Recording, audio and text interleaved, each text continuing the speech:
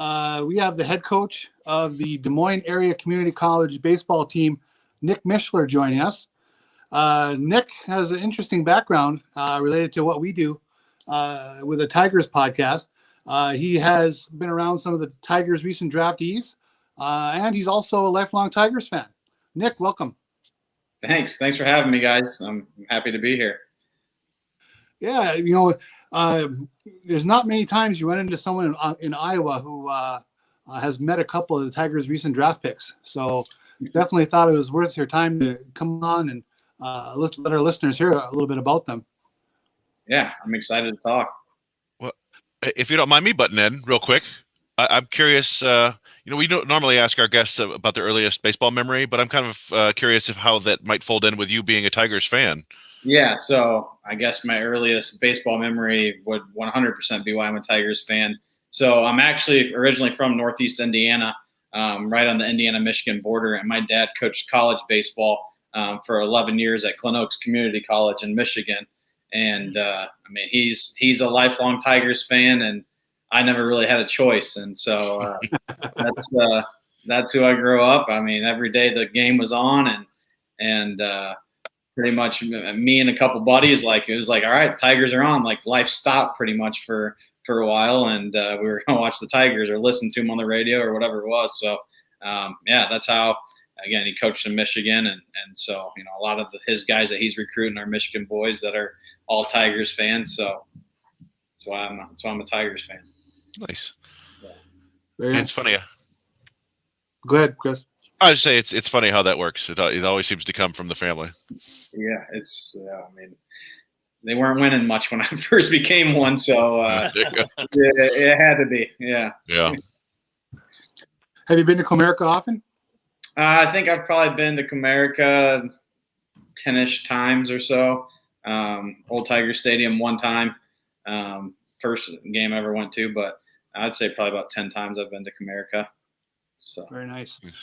Living here in Iowa, since obviously maybe listeners don't know, I'm here in Iowa as well. Being 3 hours from KC and 3 hours from Minnesota, that's how I see the Tigers now. Right. Person. So those are good road trips. Have you taken those? I haven't been. I haven't been to KC. I have been to Minnesota. The unfortunate thing for us is all those games are blacked out on TV. So if we actually did want to see them, you have to drive up there and watch. Get it on your local stations, which is crazy. But no, I definitely need to get to KC and see that. Was actually planning a trip. One of the hitting coaches for the Angels is a good friend of ours, and then was hoping to go see them when they were there, but COVID and some of that stuff happened, and so I never have made that trip. It's been a crazy year, there's no question. I know COVID affected your first year as head coach.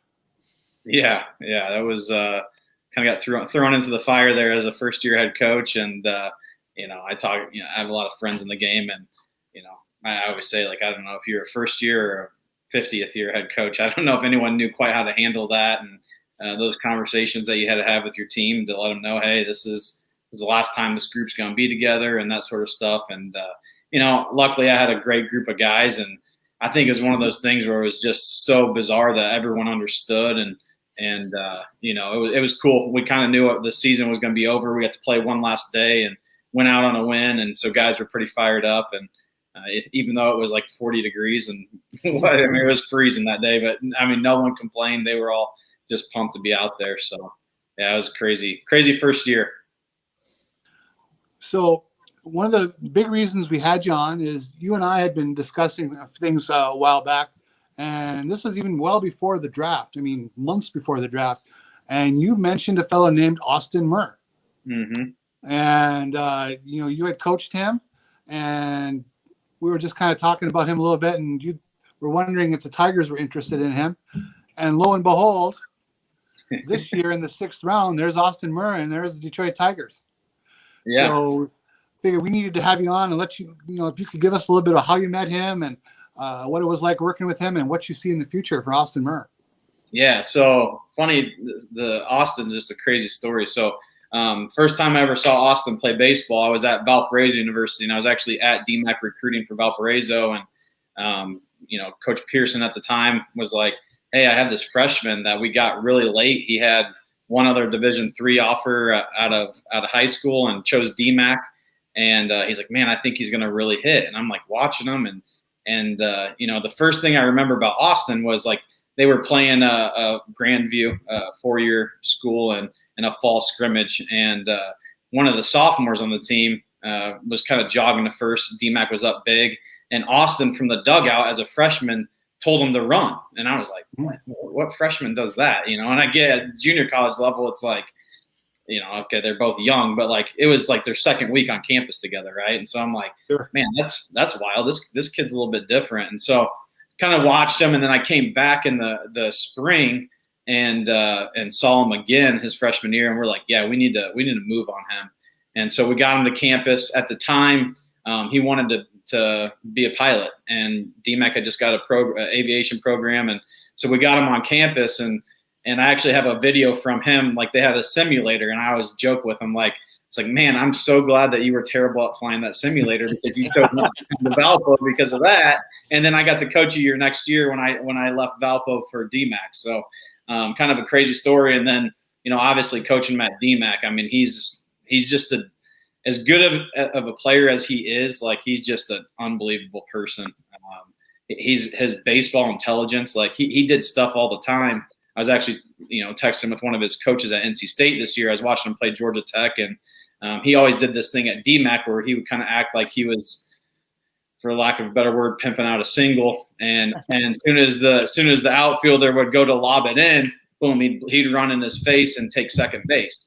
Or he'd do the same thing on a double, whatever, and turn it into a triple. He probably did that 10 times on junior college outfielders. And so I'm watching him at Georgia Tech, and sure enough, he does it to the right fielder for Georgia Tech. So I was texting with his coach about one of our guys, and I said, hey, I saw Austin do that. He goes, well, he's been doing that to ACC outfielders for 2 years now. So, I mean, he's just got – and that's just something he came in with. Like he has that next level of baseball instincts. But his barrel's flat in the zone. He doesn't swing and miss much. His plate discipline and recognition is, to me, as good as it gets. And, I mean, shoot, he's played 3 games or 4 games and has like 6 walks and 1 strikeout or something like that. And he's just that's who he is. Like it's not flashy by any means, but it's flat in the zone, and he makes a lot of contact. Yeah, he's running, at NC State, he's running nearly a 400 on base percentage, which is fantastic. Looks like the Tigers are going to move him off first base into outfield full time.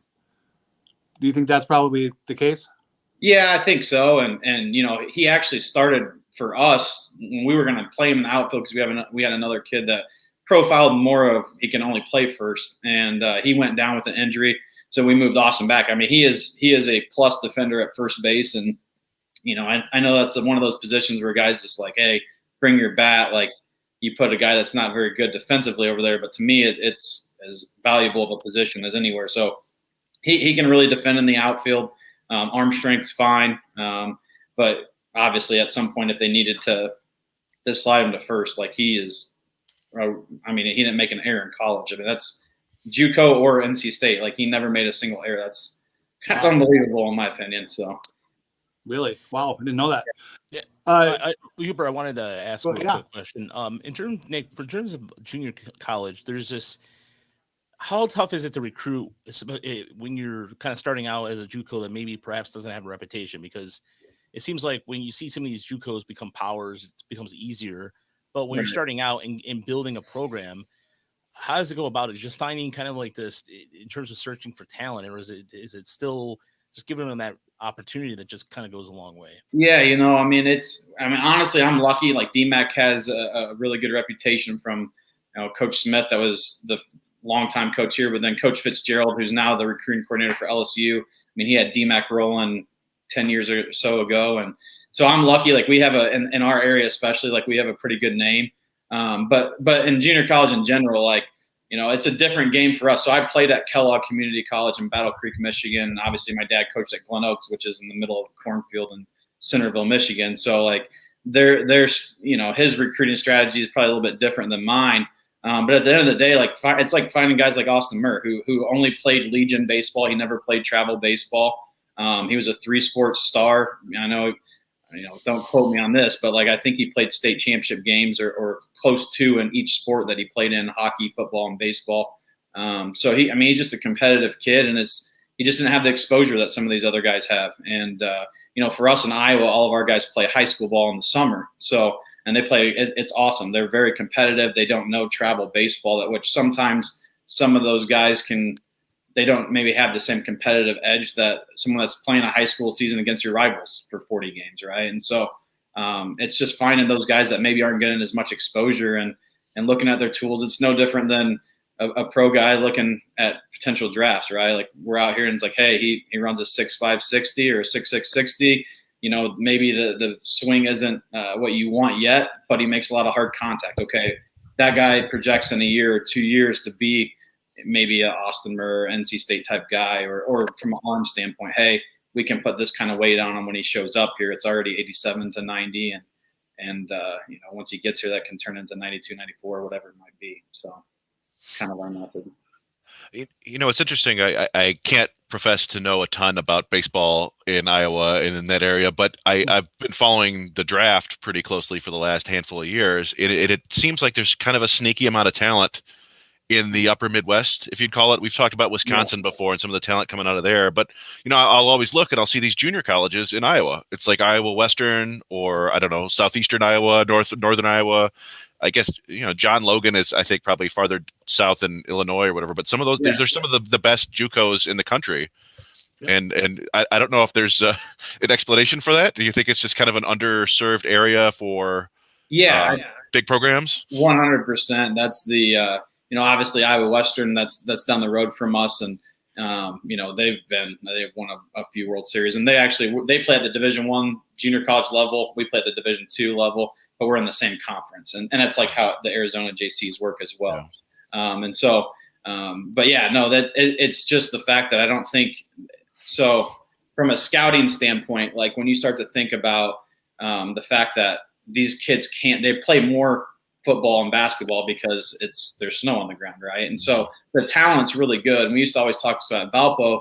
We'd recruit a lot of kids from the coast, California, that sort of thing, and like those guys were always more developed from a fundamental standpoint, but they weren't as strong as what our Midwest guys were, just because like they play year round, and our guys at some point in November have to go inside and start throwing weights around because they have nothing else to do if they're not playing basketball or whatever. So I think that the talent and stuff is really good, and I think once they go to a junior college and they spend a year or 2 years focusing on nothing but baseball, all of a sudden you have a guy that, had he played baseball all the time, maybe you would have known.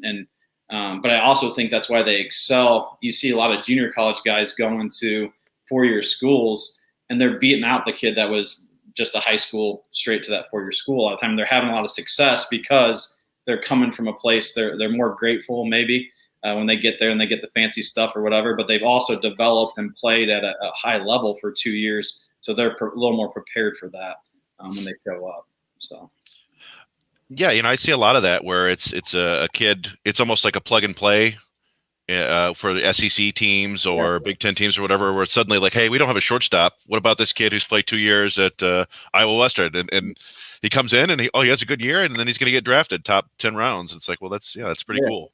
Yeah, I mean, we get obviously we get ton of scouts to our stuff, and our league is awesome. I mean, you have teams all throughout our league that have really talented players that are playing, in the ACC, SEC, Big 12, and goes on and on. I mean, there's just a ton of talent. I think, and obviously we're just as proud of our guys that don't go to Division I schools, that go to those really, to go to Davenport or wherever. That's really, really good baseball, and would beat a lot of mid-major Division I schools. But I think we've had like 15 guys in the last 15 different D1s or something like that in the last 3 years. That our guys have gone to all over the country. And, obviously I played junior college baseball, and then I recruited it very heavily when I was at Valpo. So I knew what kind of ball it is, and it's good. It's really good. There's no question, since I've lived here, Iowa is a sneaky baseball state.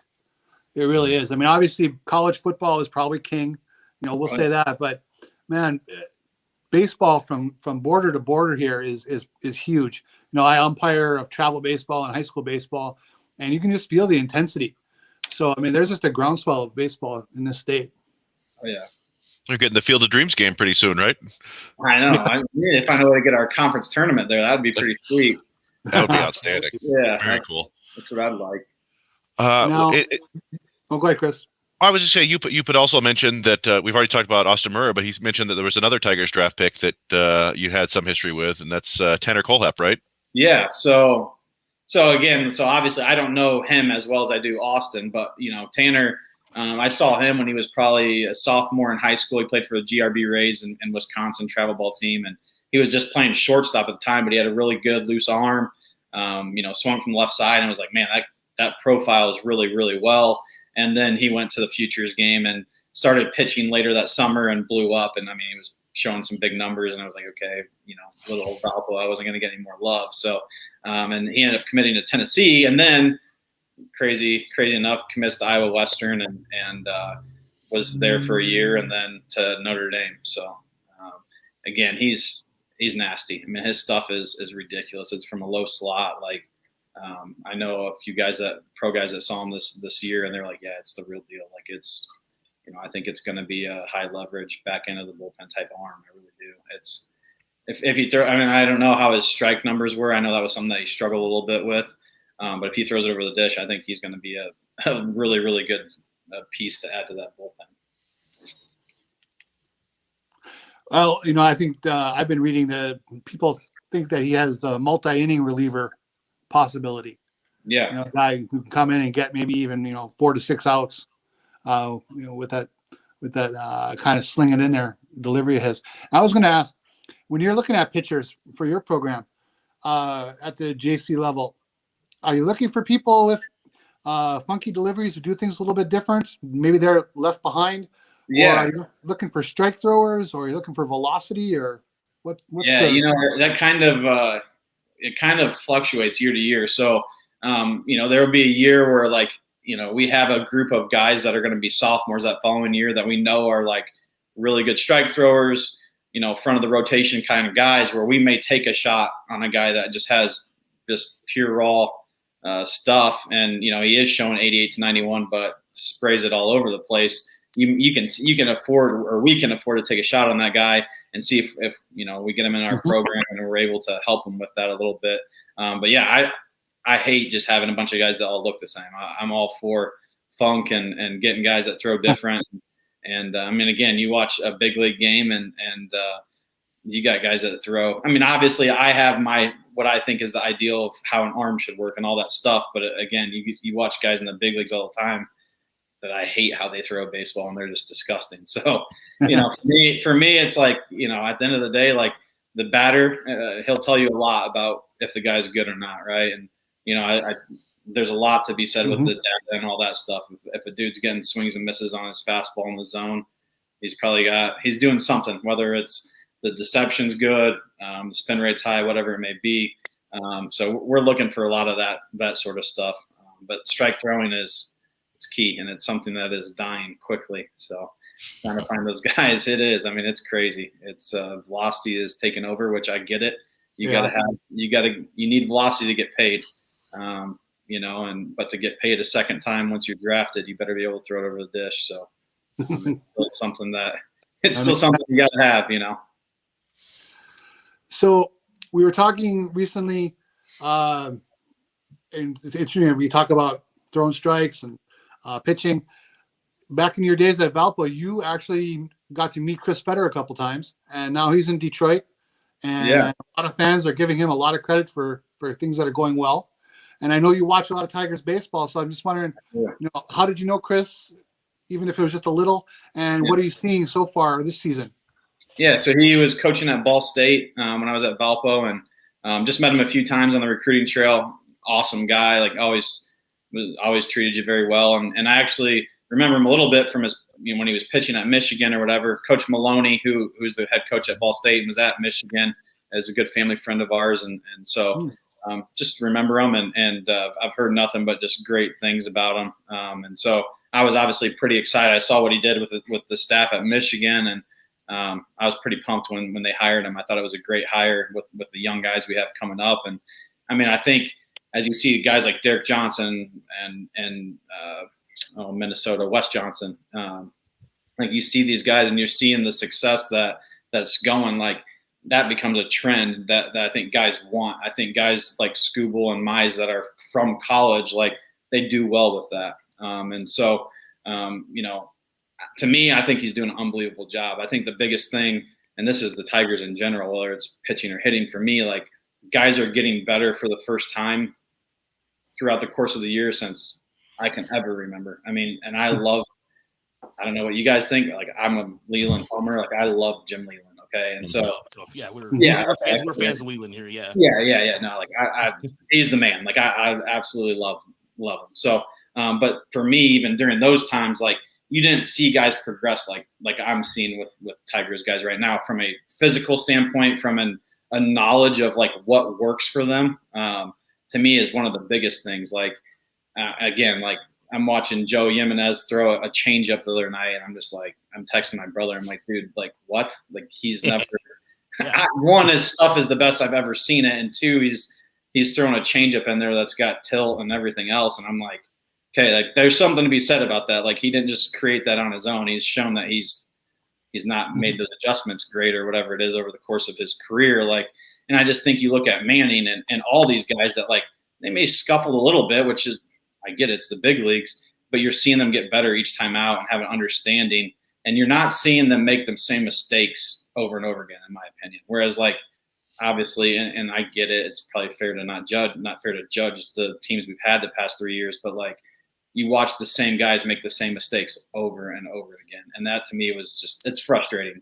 Now I think Fetter's is doing with the pitching staff, like it's unbelievable. You're seeing, again, there's some guys in our bullpen that we were talking about the other day that like, it's time for me to never have to watch those guys again, hopefully. But at the same time, I watch those guys, older guys, continue to get better as they go out there. And it's like, well, that's pretty cool to see and pretty promising when you start to look at some of the young talent we have. Like if those guys are getting better, what's this next crop going to do? And I'm pretty high on them, to be honest. So I mean, just look at it, for example, somebody like Kyle Funkhouser, who, yeah, I mean, and this is the evolution of this in terms from my standpoint is Funkhouser, even when I saw him in AAA Toledo in 2019, it was like he was just nibble, and it was kind of powering with the fastball. You didn't really see much of an off speed. Then all of a sudden, out of nowhere, I mean, you saw some glimpse of it last year a little bit, but it just seemed like he was still trying to figure it out. And all of a sudden, it's just like the slider. I mean, just everything is just like the sequencing seems so much different now than it was under. And no offense to Rick Anderson or anything like that, but it's just like coaching does go a long way. Where I mean, Chris and I thought and you talked about this before. How does a manager affect his team by just giving them the tools, but giving them the knowledge too? And in this case, I mean, but with Funkhouser, that's the one guy that I'm looking on paper. I'm like, has anything really changed? No, but I think it's in between the years. Yeah, I agree. I will say I do think he's made some changes mechanically that's like cleaned up, made him a little more efficient. But like you're 100, like that's the best example of any guy on their team, in my opinion. I agree 100%, just because like you can see he has a knowledge of what works for him now. And which again, once you learn that as a pitcher, and like I see it with my guys, like once they see what works for them, once they learn that like, hey, if I throw my changeup with good intent over the heart of the dish and let it, sink down as opposed to starting on the whatever. Once they do it one time, then they can repeat it. And I think that's like you watch Funkhouser and it's like he hasn't been that good since he was a sophomore in college. I mean, quite honestly, like he was a first rounder, gets bumped to where the Tigers take him after he goes back to school, and like he hasn't been the same guy since he was a first rounder. Like, I mean, it's been a long road, but like he is really good right now. It's fun to watch, Yeah, with Funkhouser, I think there's a certain element that I think we saw with Hinch in the Astros, and I think we see with Fetter, where don't try to overcomplicate things. Do what you do best. And so you see Funkhouser throwing not a ton more sinkers this year, but he's a sinker baller. And so that's what he's leaning into, and that's what his best pitch. And so he's not forcing as many four-seamers now, and he's getting ahead in counts with his best pitch, and it just makes everything easier. Yeah. I think that you give credit to the player for sure, but I think the coaching has a big deal to do with it too. Right. No doubt. And I think I do think there's something to be said about, these younger guys that like they're probably just going to be able to relate maybe a little bit better to Chris Fetter or something like that. And yeah, obviously these guys are doing the work, and they all have guys that they go train with in the off season and all that. But like, to me, it's cool to see a group of guys, and obviously it starts at the very top with the skipper, and they're all getting better. Like, again, they're all, and with Miggy, I think it's just having other guys get better around him. Like, it's got to just be good for morale, and I mean, shoot, like Akil Badu, like the fact that what he's doing, like the fact that it's not talked about literally every day on MLB Network is upsetting to me, because like, has anyone done what he's doing? Like, he hasn't played above low A, correct? Like, right. And then like the biggest telltale sign for me was like, he came out hot, and then it was like, okay, boom, there he is. Like, he slumped, he started swinging and missing a bunch. It was like, okay, like that's expected. Like, he's probably going to hit 170 like the rest of the guys that happens to, and rightfully so. You've never played above low A. And then like, it wasn't like a long time. Like, he snapped out of it quickly, and like, he was visibly making adjustments to something that was taught to him. Like, that was given to him by someone, right? And like, what he's doing is just unbelievable, in my opinion. Actually, we've had a lot of fun talking about him, no question. Yeah, he's so fun to watch. Yeah, but no, it's like you were saying, and one of the last things I want to ask you too, in terms of when do you get a break? Because I know with being with the coach and recruiting, it's always kind of like you feel like you always have to have your multiple hats on all the time. So when do you get time to go and sit and kind of December. End of November, like Thanksgiving, like that's.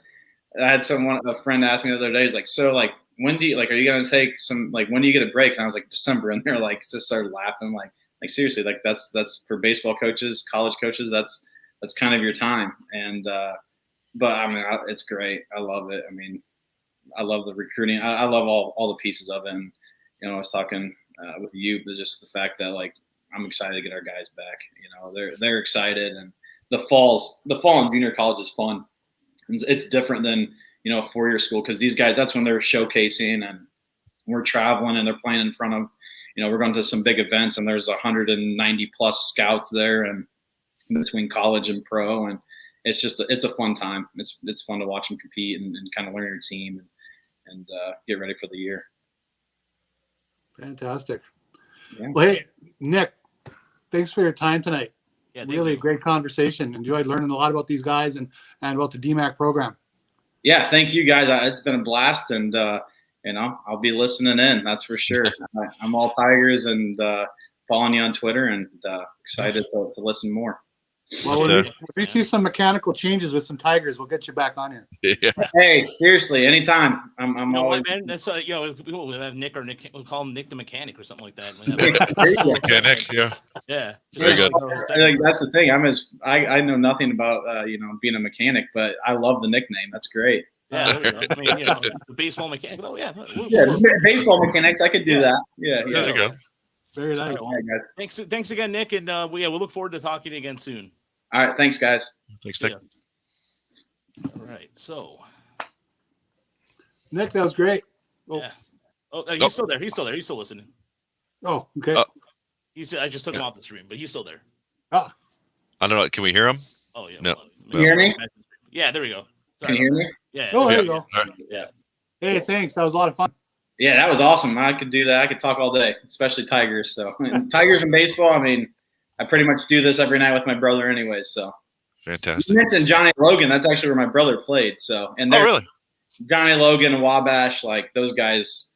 I mean, there was like some stat someone pumped out that like of the however many guys drafted, there was like 200 or something that had spent some sort of time or had a connection to junior college, which is pretty crazy. And it's junior colleges. I will say this: junior college is hot right now, just because of how flooded the four-year schools are. Like, it's stupid. And you're seeing a lot more of these kids that are like, you know what? I don't want to go to these crowded schools, so they're turning down.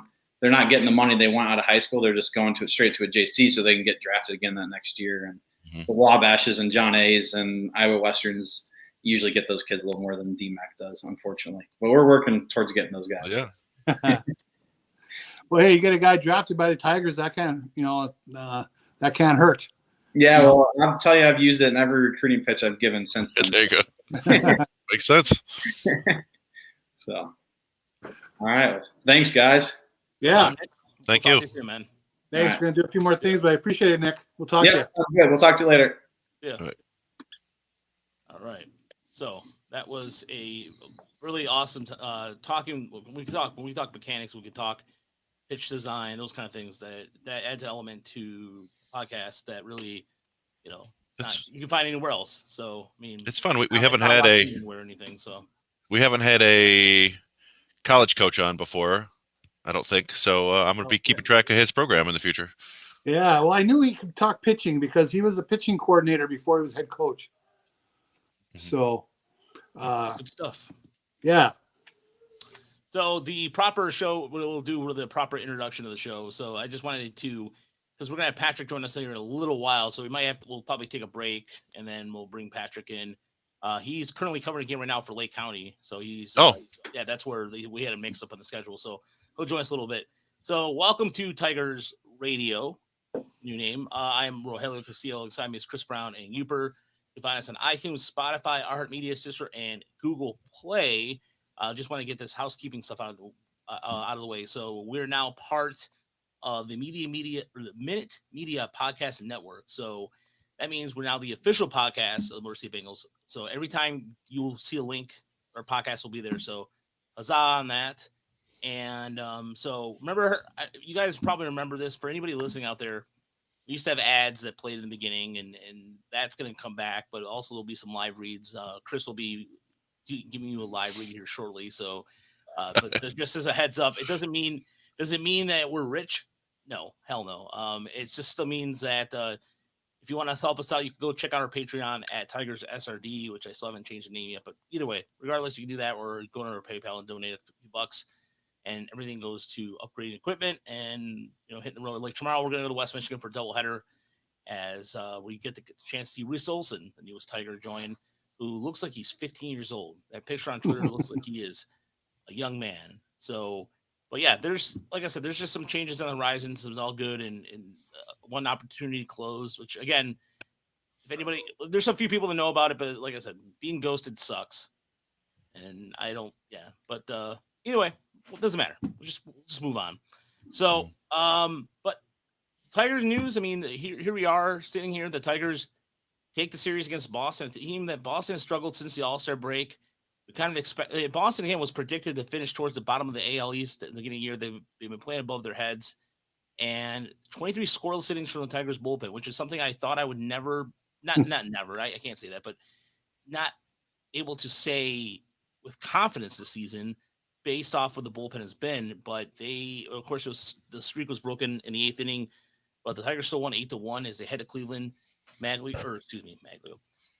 Miggy is now 2 home runs away from 500, and he keeps moving on. But gentlemen, I'll start with you, Chris. Yesterday's game, I was at that game yesterday. They struck out 18 times. It's kind of expected. It was kind of a game where they looked a little tired, but today they came out. Victor Reyes made history too. What is like just again another sentence I just said that I'm like, did I just say that with a straight face? Like, it's not a joke. Here's a guy who's following around in AAA Toledo earlier in the month and 2 triples in a game. What is going on? What is bizarre world is this? And I'm not trying to be cynical. It's just it doesn't seem real. No, it doesn't. Well, I think as much as we joke about Victor Reyes, and people have for the last several years, he's a viable 4th, 5th outfielder. I mean, what you don't want him is him playing 140, 160 games a year. But he's a guy when played in the right spots, he can do some damage. He's got that kind of line drive stroke. He can hit the ball to the gap like we saw today. He runs fairly well. So, yeah, it's just kind of it seems like a symptom of the overall team where they're just improving across the board. They've got more talent in general. And so we've barely seen Victor Reyes play, really. I mean, he was in there today because I guess, they wanted to get a bunch of right-handers in there, and he's, switch hitter. And Badu had a rough game, so they had him take the day off. Of course, he came in later after Grossman got hit. But I don't know. It's something I'll talk about later. But that Boston pitching rotation isn't necessarily super daunting. No. So, and the Tigers, something else I'll talk about later. The Tigers are pretty good offense now in general. So it is kind of wild, like to expect. Like I expected them to take this series from Boston. I didn't know which 2 games they would win. And looking back on it, they probably took the 2 that you would expect them to win. Losing Eduardo Rodriguez is a good pitcher, but yeah, I don't know. It's weird having a good baseball team. The overall record is still kind of a bummer because they were just so bad in April. But yeah, it's awfully fun watching this team now, and the crowds seem to be into it. The Miggy milestone counter certainly helps. Waiting for that.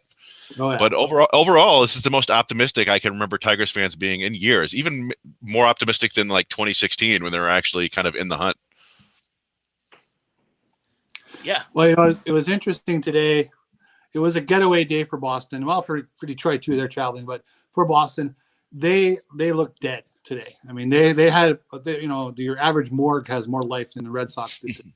But the Tigers had something to do with that. They played a nice ball game, and they jumped on them, and they kept piling on some runs, which I thought was pretty impressive. I love those everybody loves the add-on runs. They put that game away. It's just getting to the point now. It was like you're giving them a month ago. I was giving them a nice little pat on the head. They're playing some winning baseball, and that's great. But this stretch of good baseball keeps lengthening.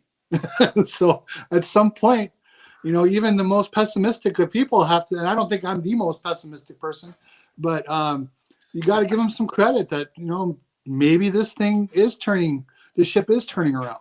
We're going to know more over the next month because they're going to see a lot of Blue Jays and a lot of Tampa Bay Rays. And so they're going to see some really good baseball teams on the other side of the field. But Boston's not a bad team. They just took care of them 2 out of 3. So maybe they can hang with Toronto and Tampa. It's going to be a lot of fun to watch, though. Yeah, I mean, what worries me about Toronto is like, obviously that it's Robbie Ray. They have Jose Barrios, which was a good trade for them. But it's the biggest takeaway I took away from the last 2 weeks of baseball is that they are never out of a game. And the only time yesterday I knew, outside of being in pain yesterday for going 2 games in a row with steps and still not 100% healed, that aside, it was they were out of that game yesterday because it was just that change up by Rodriguez was just swallowing them up. But overall, still, it was the Tigers. I mean, Casey Mize got hit up a little bit yesterday. He got rocked, but again, it's kind of expected. And it's okay because it's still a rookie thing. But then to go out today and just demolish them and even handling Martinez had a home run yesterday. He smoked that ball to right center, but that's expected because it's JD Martinez. And the outfield defense the last couple of days was a little sloppy, but I'm not going to nitpick it. It's just what I take away from the last 2. It's Tarek Skubal today going out there and shoving. Just straight shoveling and just even the way he handled the 5th inning today. That's the kind of mental stuff we're talking about earlier with Nick, is that he was facing adversity, and the record you posted, Chris, that stat, that's outstanding. That's just yeah. It's interesting to see. He seems to step his game up against the better teams. Now you wonder if it's a small enough sample that who knows, maybe it's just kind of whatever. But I feel like maybe he concentrates a little bit more. Now he didn't, he fought today. That was what was cool about today's performance is he was falling behind a lot and he would come back. He didn't give him, he only walked like he was behind. It seemed like, I don't know, half the counts, but he only walked one batter. So he kept fighting back, getting, he got one favorable call against JD Martinez, I think, but it was close enough that I don't think you're going to kill the ump over that. But yeah, he seems to lock in there and really won't give in. Figer style. And yeah, I don't know. It's impressive. That's why I've always maintained that I feel like he has the better chance to be the true ace, because I think when he is on, there it is. When he's on, his stuff is really, really nasty. But he's just it's kind of the classic power pitcher who's got to learn how to how to make sure he can get it done when he doesn't have all his top stuff, and Detroit. and learn how to not kind of take pitches or innings off against lesser teams. I mean, the big number in those stats I posted that stuck out to me was 18 home runs against sub 500 teams, and I think 7 or 8 against teams above 500. So I think he's taking these other teams for granted and laying the ball in there occasionally and is paying the price. So hopefully that's something that'll improve as he goes forward. Detroit's a great. And when you talk about who's going to be the ace, him or Mize, I go back on Mize, and I'm going to be a broken record from earlier in the year. Yesterday, I really thought, and a couple starts ago, I was thinking the same thing. He's not moving people off the plate again. He's outside, away, and they're jumping over the plate. And they took a couple of those balls the other way on him for the homer. I think he's got to start moving feet again. When he had some success, he was busting things inside. So that's what I didn't get a chance. I wish I could have went on Baseball Savant and see where his pitches were and see if I'm even right about that, because I might not be. But it was just the impression I was getting. And I couldn't remember the last time he had moved somebody off the plate. And I think that's important for him because his stuff is good, but it might not be dominant good. He needs to take their aggression level down a little bit by moving them off the plate, I think. Yeah, it's the biggest thing I took away from that with Casey Mize too, when he was setting up, especially in the early part of the game yesterday, was like once Boston adjusted, he never really adjusted back, and that was just something that was supposed to happen. But again, the bullpen keeping it interesting, though. I mean, at least, but offensively speaking, it was just we're not going to nitpick. And this is a chance. Tigers have a chance if they sweep Cleveland. They have a chance to go in second place. They haven't swept in Cleveland since April of 2015. And again, it's strange to think this. And look, in the White Sox are in their own little world right now. I mean, if you think about what they were able to do at the deadline with the bullpen and address what they have, I mean, but Cleveland here is they're in terms of run differential, they're minus 37. They're not much better than the Tigers offensively speaking, and this is with, of course, Jose Ramirez, and they got a couple guys in AAA right now that are really doing well. They have a couple. The Indians have some hope on the horizon, and Oscar Gonzalez, who's doing well in AAA. This guy I've been watching, Gabriel Arias, who's just 21 years old and doing well in AAA for Columbus. But here you are, the Tigers, and it's Cleveland's lost 3 in a row, and they have not been able to they've lost some close games. The White Sox, they had a walk-off last weekend, and it's just been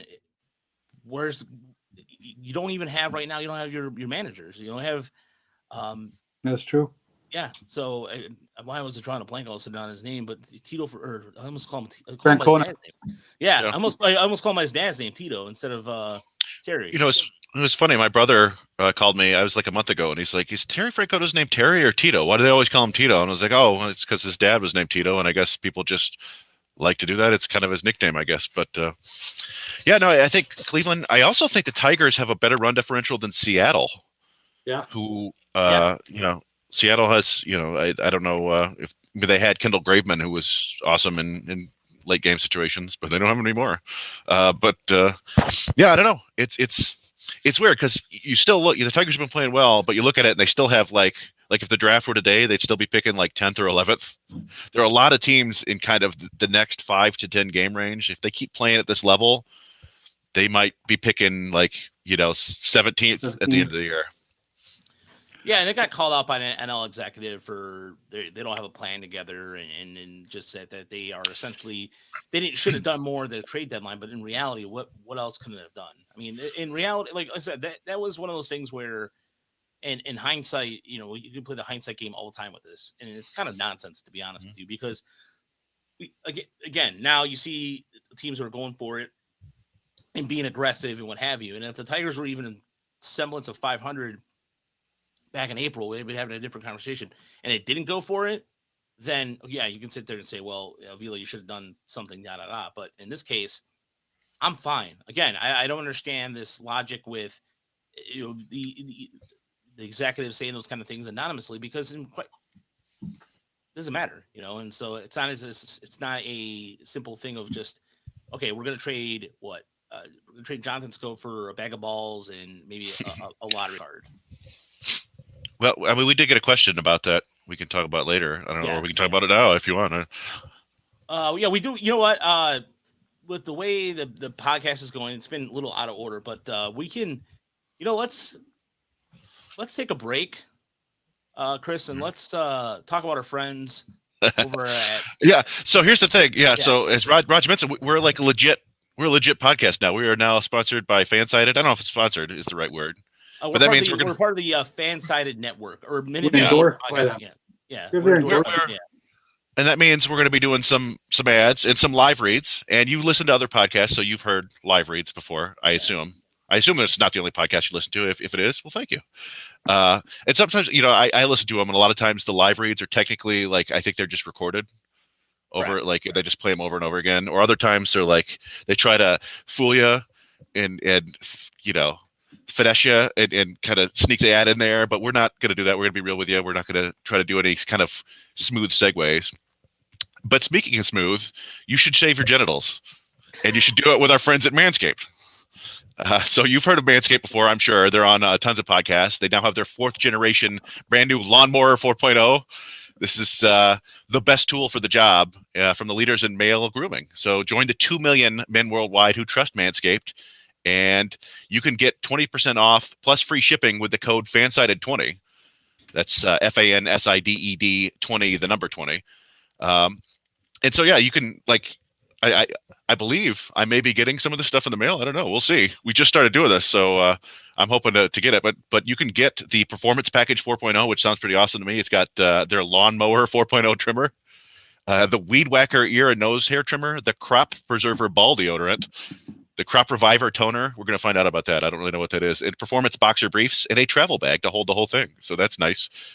So this 4th generation trimmer also features a cutting-edge ceramic blade to reduce grooming accidents thanks to their advanced skin-safe technology. The Lawnmower 4.0 has a 7,000 RPM motor. That's like 2 Jackson Job sliders in one, I think.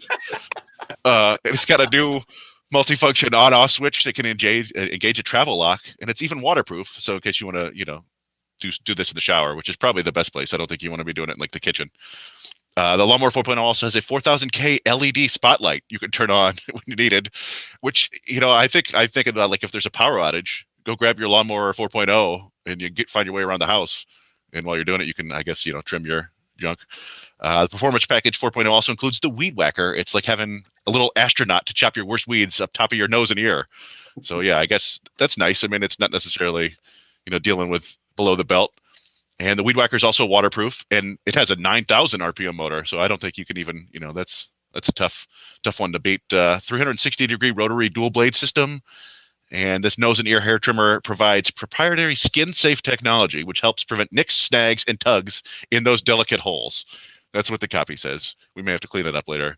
And don't forget the Crop Preserver ball deodorant and their Crop Reviver to help your junk be on the A game while feeling the sun's heat.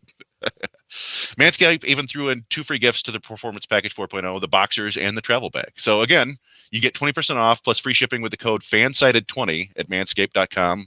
That's 20% off plus free shipping with the code FANSIDED20 at manscaped.com. And if one of you guys buys it, it shows us proof. Next week, I will tell an embarrassing but funny story about a personal grooming incident. So there you go. Oh. They didn't tell me to write that or say that, but I've got a story that I'd like to tell. You're just itching to. Yeah. There you go.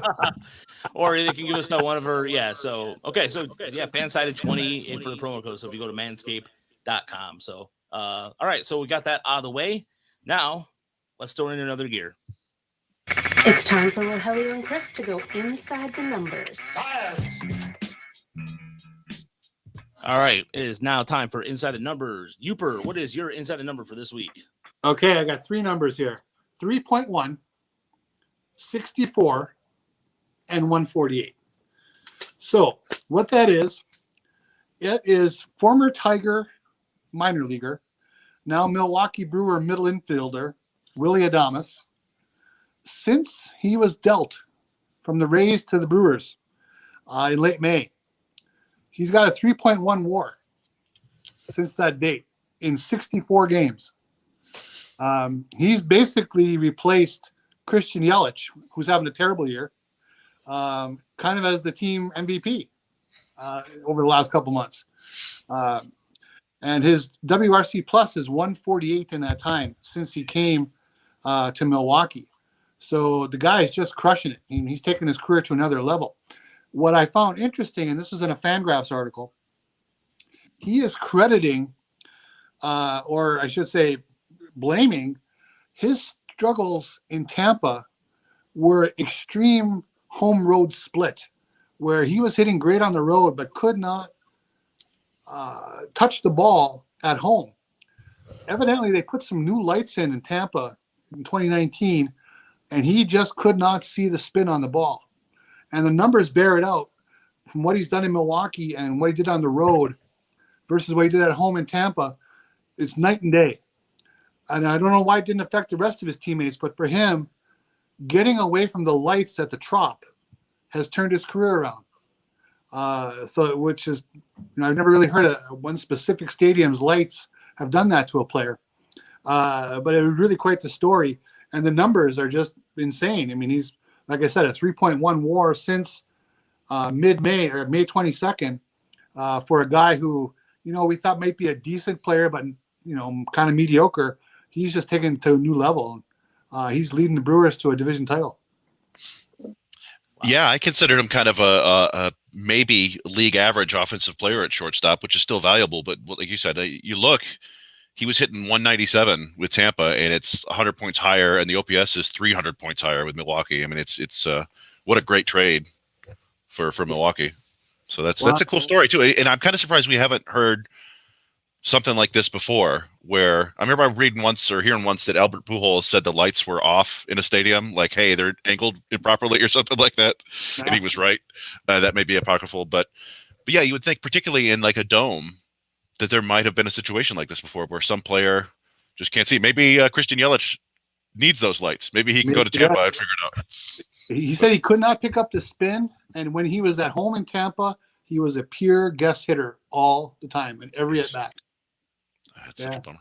The only thing I can think of that's close to it is when the Tigers in '87, when they played the Metrodome and could get the ball in the lights and the dome played effective. But in terms of like specific things, in terms of just even issues at the plate, I've never heard anything like that. I mean, it's just I guess crazy. Tampa was trying to get him to have his eyes checked. I mean, they had his eyes checked, and just something about his body makeup and those lights did not mesh. And maybe it became a confidence thing after a while. Who knows? Yeah, I mean, if you go up there knowing full well that you're not going to hit, it does affect you mentally. So, Chris, what's your inside number? So my number is 15. I only went with one number this time, although I got kind of a fair amount of background here. So 15 is the most home runs hit by any Tigers minor league shortstop in the last 15 years, going back to 2006. And it was in 2006 when Michael Holloman hit 15 of them. That's a classic. And other than him, you have Isaac Paredes hit 13 in 2019. Willie Castro, Cale Org, and Audie Siriaco have all hit 11 in a year. And Eric Almonte and Cale Org twice hit 10 in a year. And so I was looking at the last time a primary shortstop in the Tiger system hit more than 15 home runs was 1970. And I would have you guys guess, but I don't think you'd ever get it because this guy never. What? I'll take a guess. All right. Wait. Go ahead and finish your point before you. Well, he never played in the majors. You never played in the majors? Never played in the majors. And it's what's that? Did he coach in the majors? I've never heard of this dude before. Oh, okay. His name is Emerito Lopez. Oh, then I would have never gotten it. So, but when you go back and look at the numbers, it's kind of curious. So he hit 17 home runs while playing 81 games at shortstop and 56 at third for the Mud Hens in 1970. 2 years before that, he hit 19 while playing all 125 games at shortstop for the Hens. And in 1966, he hit 22 home runs in rookie ball while playing shortstop. But he never made the bigs. I wonder if his defense was a thing then, because then the only thing I could think of was I'm trying to think. Was Eddie Brickman what 72, 73? Uber, is that right? Yeah, they got him in that trade from the Washington Senators. Yeah. So Denny McLain. Yeah, so I'm thinking it has to be something defensively then, because maybe they wanted a defensive glove first, then over him, because that stands out. To me, that stands out. Yeah, they did to me too. So yeah. I mean, I'd be curious. I didn't. Maybe something to go back and look at. I didn't really have a whole lot of time. But also there in the mid '60s, a couple more familiar names. Tommy Magic hit 16 in 1966, and he played in parts of 6 major league seasons. And Ray Oyler, the career 175 big league hitter, hit 19 home runs for AAA Syracuse in 1964. So maybe the minor leagues just weren't terribly good back then. I don't know. But why do I bring all this up? Because right now Ryan Kreidler has 14 home runs for AA Erie in just 78 games, all played at shortstop. I guess it's 79 now after tonight. So he's almost certain to break the modern record for Tigers minor league shortstop. 15. I would assume he'll get 2 more this year. And he has an outside shot of tying Emerito Lopez at 22. I didn't go back, as far as I could, but that's going back 60 years. That seems like enough. Which I think is a pretty cool, noteworthy accomplishment. It doesn't mean he's going to be a star or even a future big leaguer. Actually, if you look strikeout rate and walk rate, you see 31% strikeout rate and an 8% walk rate. If you look at minor league hitters with those rates in the high minors, you don't see any long-term big leaguers, at least not in the last 15 seasons. You see names like Mike Gerber and Keon Broxton and Sam Hilliard. The closest I could find was Jorge Alfaro, and he's basically only around because he's a really good defensive catcher. So either Kreidler needs to cut down on the strikeouts or he needs to strap on the tools of ignorance because he might not find much time otherwise in the bigs. But I still thought it was kind of cool that he might be kind of setting an under-the-radar record. Now, he was hitting for a while there. He was hitting like 212, right? Now he's up to 250. Yeah. And he got a hit off. He got a double off Cade Cavalli tonight, and I think he also worked a walk off him. So, it's another one of those situations where you like to see these minor leaguers struggle and then rebound, and he might be rebounding now. So it's interesting. Yeah, that's funny you mentioned that too, because my inside number has to do with another AA player from Erie, and it's interesting because in terms of even like just with Ryan Kreidler, you bring up Ryan Kreidler, and the biggest takeaway with Erie's offense has been they have been inconsistent. They have just been either they hit the ball really well one game and the next game they kind of fall back a little bit. And that's something that Greg Anya has talked about on the broadcast quite a bit. It's a kind of Jekyll and Hyde stat. And so one of the things that I've noticed is kind of like where in terms of numbers right now, my inside number is 30.7 and 9.9, and that's the K rate and walk rate of Riley Green in the month of July, and he still put in WRC plus of 111, which is good, and you want to see that a little bit, but the K rate's kind of higher than his normal, and so it's kind of like almost as Jeff said in Prospects Live, kind of in our them boys, what do we call it, the quote unquote them boys.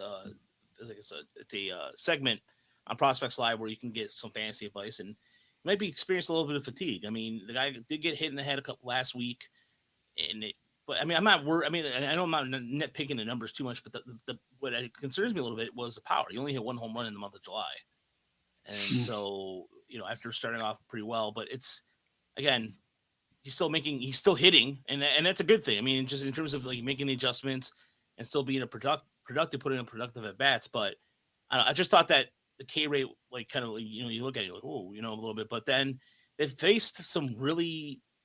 They got the pitcher tonight against the Nationals, Cade Cavalli. Yeah, that guy's a beast, and he had punched out 12 batters his last time out. He's the only pitcher in the national system right now. Well, didn't they keep Grayson Rodriguez twice? Yes, they did. Yeah, and they got. I think Green struck out 3 times tonight. I don't know if that factored into your numbers there, but no, it did not. It did not include tonight's totals.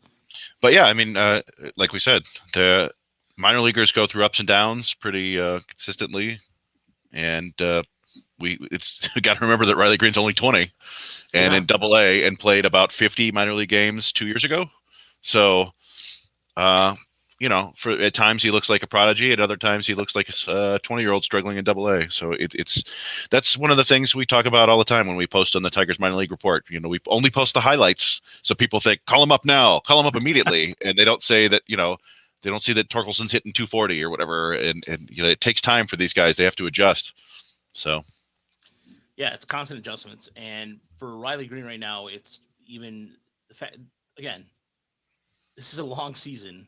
And they haven't really. There's no All-Star break for him, right? So there's no type of. And he didn't even. He went to the Futures game. Yep. Yeah. So, well, yeah, he hasn't really. If you think about it, he hasn't really had a break. So in the outfield right now in Erie is kind of thin a little bit in terms of just because they've gone back and forth between with Brady Poselli, Dylan Rosa. Those are the two that go back and forth between Toledo, right? Yeah, Kerry Carpenter's been there all year. I'm trying to think who else. He and Green might be the two kind of consistent outfielders. And Drew Ward. Well, Drew Ward's been playing the infield, right? I always think, okay. For some reason, I thought Drew Ward was in right field, but no. Nevertheless, it's a brutal season, and they haven't really had a chance to have a break. So, but yeah, I mean, we'll see what happens here. Something I was looking into is just because you look at some of the batting averages of West Michigan. So maybe Daniel Cabrera come up. It's he's having a tough adjustment to pro ball too. Yeah, I mean it's even, for example, Gage Workman too. Same thing. It's just been high A is kind of like it's been very peak and valleys, but they've been getting good pitching. So the pitching has been consistent. So I can't question that. So The good, Oh, that's good. the bad, Oh, that's bad. and the ugly. all right, Chris, it's time for the good, the bad, the ugly. You lead us off on this. So my good is the Detroit Tigers offense, which is a big what. But yeah, it's maybe it's not right to say. Okay, maybe it's not right to say good here, but I feel like it's kind of worth noting. So for the first 4 months of the season, from April 1st to August 1st, the Detroit Tigers ranked last or tied for last in FWAR as a team. Then on August 2nd, they finally climbed above Pittsburgh. Yes. And after today's game, at least earlier today, they were officially ahead of Pittsburgh, Texas, and Kansas City. They were nipping Arizona's heels. Ooh. And actually, it's kind of misleading because a lot of that low WAR is based on poor defensive numbers. Their WRC plus of 94 is actually 18th in the majors. So they're an average offense for the season, and they're ahead of playoff teams like Milwaukee and Seattle. But if you just look at the last 2 months, they are 18th in offensive FWAR. So right there in the middle for WAR too, right behind the Mets and the Red Sox. And then their offense or their WRC plus is 108. It's like a top 10 offense for the last 2 months. It's 108. The Twins and Yankees both have 108 as well. The Yankees were 8th and the Twins are 9th. So you could say tied for 8th or 10th. Either way, top 10 offense for 2 months. So yeah, this is good baseball. It feels like a mirage maybe at times. We talked about it earlier, and maybe it is, but the Tigers have been good for 2 months or more, and it's good. That's why it's my good, because it's fun to watch. My bad is last week, I kind of mentioned the Tigers starting pitching, and I also mentioned the Padres starting pitching, how they've been having some woes. And I touched on this earlier, but this week I'm going to talk about the Red Sox, their starting pitching. We mentioned that Eduardo Rodriguez is pretty good, but they came into town and the Tigers kind of beat them up a little bit. I mean, it wasn't an embarrassing or anything like that, but they put the hurt on them today, and the Red Sox just got owned by the Rays before that. And in a lot of ways, they kind of feel like the Padres East to me. For a supposed contender, their pitching doesn't really scare me at all. And they didn't add a starter at the deadline. They got a couple relievers, including Hanser Robles, who the Tigers have seen 10 times this year, I think they said on the radio today. Yeah. And they are getting Chris Sale back, which is probably going to give him a big shot in the arm, but you never know. With a guy coming back from injury, you can't count on that. But there's a lot of really good, talented pitchers on the staff that haven't had a ton of actual success. So like Garrett Richards, who the Tigers beat the other night, he's got a 6.75 ERA in the last month and 2 2/3 career playoff innings. Martin Perez, an 8.52 ERA in the last month, 5 career postseason innings. Nate Eovaldi is having a career year. He's always thrown really hard. He's good. He had a spectacular postseason, in 2018, but he's got a 5 ERA over the last month. Nick Pivetta, who could spin the hell out of the ball, 6.75 ERA in the last month, 0 postseason innings. It just kind of feels like, to me, like Boston is just going to be trying to cling on to the postseason here for the last couple of months. And even if they do make it in, they feel like they could be kind of an easy out. I mean, the offense is pretty good, but I don't know. The pitching doesn't scare me. And maybe, I mean, they were all really bad last year, so they're well ahead of schedule, I guess. But I don't know if that plays in Boston, where like if you've got a playoff caliber team, you kind of like to see them actually go and perform. But I don't know, right now that they look kind of bad.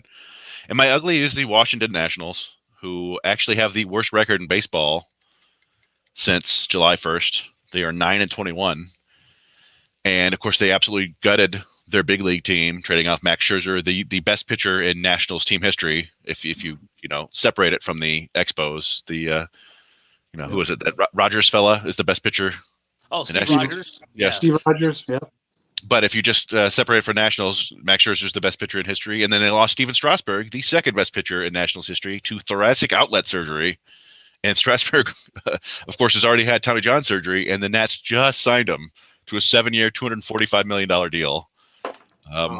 They owe him $35 million through 2026, although it's another one of those deferred contracts where he's actually going to be making $26 million a season through 2029.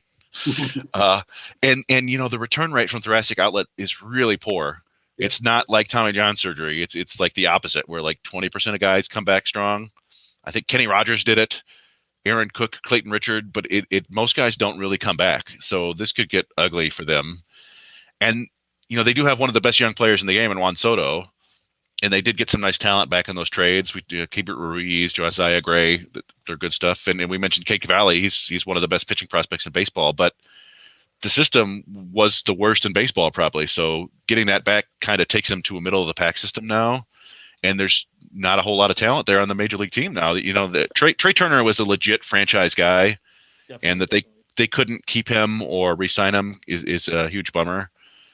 And they have Victor Robles, who was supposed to be another all-star caliber outfielder, and he really looks more like Victor Reyes now. He's barely hitting his weight. It's done that for the last couple of years. So I mean, they got their championship. They can hold on to that. And they were in kind of a tough spot. Like I said, they had the worst farm system in baseball, a couple injuries. They were losing. It didn't look great. But, man, it looks like it's going to be an ugly half decade or so for the Nats coming up. Could be.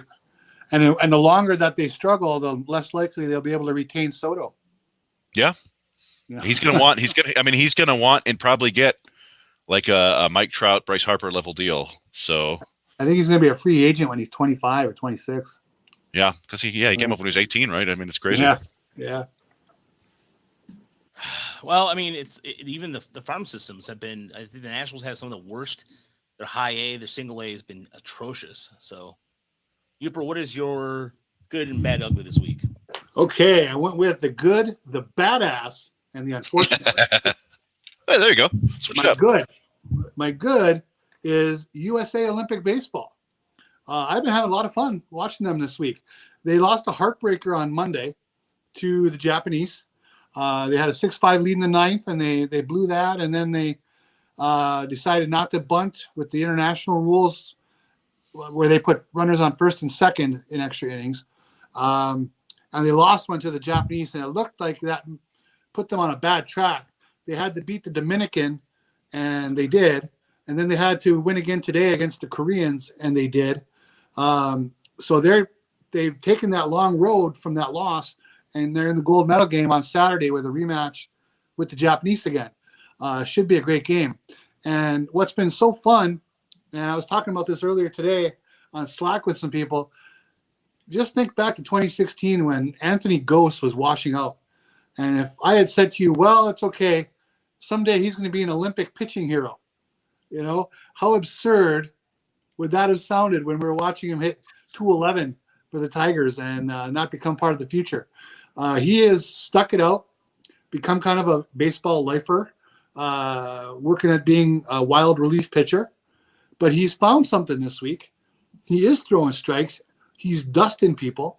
He came in today with runners on base and struck out 2 guys, and then came back for the 8th and threw a 1-2-3 8th. the game they lost to the Japanese on Monday, he actually pitched a beautiful inning to preserve the lead before they blew it later. So really happy for Anthony Gose. It's just such a weird thing that he's on the verge of being an Olympic hero, Anthony Gose. And then they got a guy named Eddie Alvarez who since the U.S. is guaranteed the silver now, even if they lose, Eddie Alvarez, who plays in the Marlins system, won a speed skating silver medal in 2014. So he's only the sixth person, third American to win a medal in the summer and the winter Olympics. So kind of rooting for Eddie Alvarez to get that gold as well if they can win on Saturday against the Japanese. Now, the Japanese team is the favorite. Yeah. You know, I mean, the United States team is kind of a ragtag bunch. They got a couple of good prospects, but they got a lot of old guys like Edwin Jackson and Todd Frazier, and a lot of guys who aren't on 40-man rosters who are barely hanging on. But they've come together and played some good baseball, so it's been fun. I mean, I think that's the rule. They can't be on a 40-man roster, right? That's yeah. Otherwise, yeah. So what an interesting combo: speed skating and baseball. Yeah, Eddie Alvarez, and take that, Dan Jansen. He grew up in Miami. I didn't hear the story of how he got into speed skating, but I would love to find out since he grew up in Miami. You know, it doesn't make a whole lot of sense, but just a very fun story. So I'm hopeful Monday or on Saturday they can pull out one and get the gold. And that would only be the United States' second gold medal in baseball in the Olympic history. So they won in 2000. Yeah, with Tommy Lasorda. Doug Minkiewicz was on that team. You guys like that. So Ben Sheets too, I think, right? Yeah. Ben Sheets was on probably the team. Could be, yeah. The badass of the week, Max Scherzer, goes into the Dodgers uniform last night. Hostile crowd not for Max, but a hostile crowd. It was just a lot of energy. People hating on the Astros. Scherzer, you know, probably has some mixed feelings about the Astros himself because that's the kind of guy he is. He gave up a homer in the first inning, but then after that, he was the Max that we've always known and loved. That guy was just attack. He came after the Astros and he held them down. And Dodgers got a pretty fun win there. But it was good to see Max go to that new environment. I really enjoyed it, but I wasn't shocked. You know, I bet he just relished all the energy and the excitement in that stadium. And he went out and he shoved on those guys. So, and instead of ugly, we're just going to call it the unfortunate. J.R. Richard, former Houston Astro great, passed away today. The age I'm at, when I first started collecting baseball cards and really watching the Atlanta Braves on the Superstation, remember watching J.R. Richard, and he's 6'8.5" and 250 pounds, and his legs looked like they were 8 miles long. And he had that big, high leg kick, you know, a leg lift on his windup. He just looked like he was all arms and legs, and he was just an imposing figure until he had that unfortunate stroke that just ended his career at 31.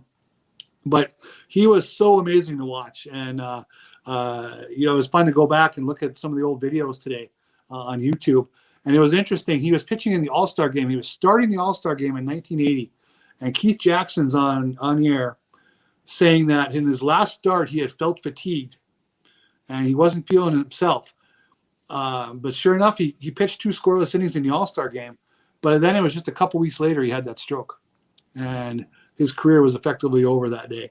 But he made it, you know, he's lived, I guess, a pretty good life now. He had some challenges, but he made it to 71. And just a lot of good memories of J.R. Richard. So rest in peace to him. He was a guy that they had a couple of documentaries on. One of the first things as a kid, I remember just hearing about.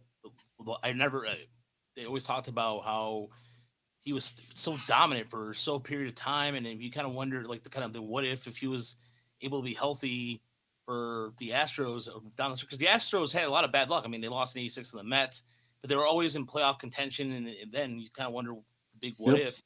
But to win a National League champion, to be a National League strikeout champion in an era of Steve Carlton, you're talking some of these, there's some guys in the 70s that are just shoving, and he was like one of the first Astro aces. I mean, if you think about it, and so it is really unfortunate. And again, just because he was on a team with likes Larry Durker, Nolan Ryan, Joe Negro, and Jose Cruz. So there's another guy who he even said he was one of his best, the best. Oh, I loved Jose Cruz when I was a kid. I followed him a lot. He was one of my favorite players. That guy was great. But could you imagine if you were a batter and you came into town for a series and you got Nolan Ryan the first night, then they throw Joe Negro at you the second night, and then the third night they come back with J.R. Richard? I mean, you got to be kidding me. Yeah. Yeah, that's what it was. He, in terms of like just strikeouts, just 300 strikeout, which numbers we'll probably we'll never see again. Yeah. So it's unfortunate, but so my good this week starts in it's rather Houston related, so it's ironically enough. And the good is Abraham Toro, who since coming over from Seattle or to Seattle, and so we're going back to July 27th. So again, extreme sample size we're talking here, ladies and gentlemen. But he is batting. It's 429, 500, and 857 with a WRC plus of 269. Again, small sample size. Can't stress that enough. But 3 home runs. Yeah, he's doing what he's also walking, doing a pretty good job. And a lot, it was just, again, people were like, why would we trade for, and he's already kind of like showing his value. And so, again, trader Jerry DePito once again strikes again. Perhaps I don't know if he's going to help him get to the playoffs, but still, nevertheless, I thought that was interesting that he's already kind of trying to prove his worth already. And a lot of times people like the stat nerds, and I saw this on Twitter, like, well, he's supposed to be good, and maybe he's gonna live up to that in Seattle, and maybe they got another steal on their hands. But good first week for Abraham Toro. So, Uper, I didn't have a bad, but then you thought about the badass, and I'm like, I kind of want to run. You know what? We're gonna be a positive podcast. I'll run with the badass too. You know why? Because the Tigers won a series and they're winning, and they're getting closer to 500 for me jumping into something. So let's continue the good fortunes a little bit. And I was thinking about this in terms of like the badass, and I had to kind of come up with this on the fly. And it's the Mark Leiter Jr. for Toledo. And so Mark Leiter Jr. has been putting up some. Again, this is a guy who was a pitcher in the major leagues at some point. He's had a real. I mean, he leads the Mud Hens with a K per 9, 11.1, but he's been money. He's been absolute money the last month or so. He's got an ERA of 1.89 with a FIP of 3.89, which isn't, considering what Toledo is, that's not bad at all. And if you get a chance, go to Bless You Boys and check out the pitching breakdown done by a friend of the show, Trevor Huth, and it was really well done. And it's pretty badass considering that Toledo's rotation has been just kind of like a hodgepodge. Logan Short came back tonight, pitched 5 shutout innings. I think it was 5 innings of really good ball, right, Chris? I believe no hit. Yeah, not to hijack your ugly segment, but yeah, I'm actually looking at the box score right now. I was kind of following it earlier in the game. I'm trying to look at the box score. It's getting a little funky. Let's see. Okay, Logan Shore, 4 1/3, no hits, 5 strikeouts, no walks. Then Angel De Jesus, no hits. The Mud Hens actually had a no hitter into the 7th inning, and they are now losing 10-0.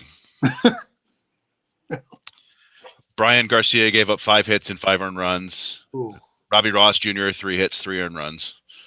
Yeah. But yes, Logan Shore back at Mark Leiter Jr. Not bad. Yeah, I've been kind of watching Mark Leiter Jr. And again, we've talked, the Tigers are going to need some innings. They're going to need somebody. It's kind of a rule. They make someone pitch in September. So he might be the guy that they, get half a dozen starts from, or 3 or 4 starts anyway. Yeah. And my algo this week is something that I was reading today, and it was deplorable. And that was it was a very, very good piece done The Athletic today by Brittany Girelli. I'm sorry if I'm saying her name incorrectly. And it was talking about, the headline is catching, but this actually makes a lot of sense. Cockroaches, car camping, poverty wages. Why minor leaguers are living in squalor. And some of the things in there you read, and if you have an Athletic description, great. If you don't, I'll give you my sign in to read this. But it's just some of the kind of the things you hear, like, for example, we hear Brian Snyder, who was a former first-round draft pick. Minor leaguers need to be looked at as investments, not pawns. And just what you hear about, for example, the Stockton team, the A's affiliate, they reached out to what was going on in of course, Oakland, and having a comment about it. For towns, there's towns that have 10% rent increases.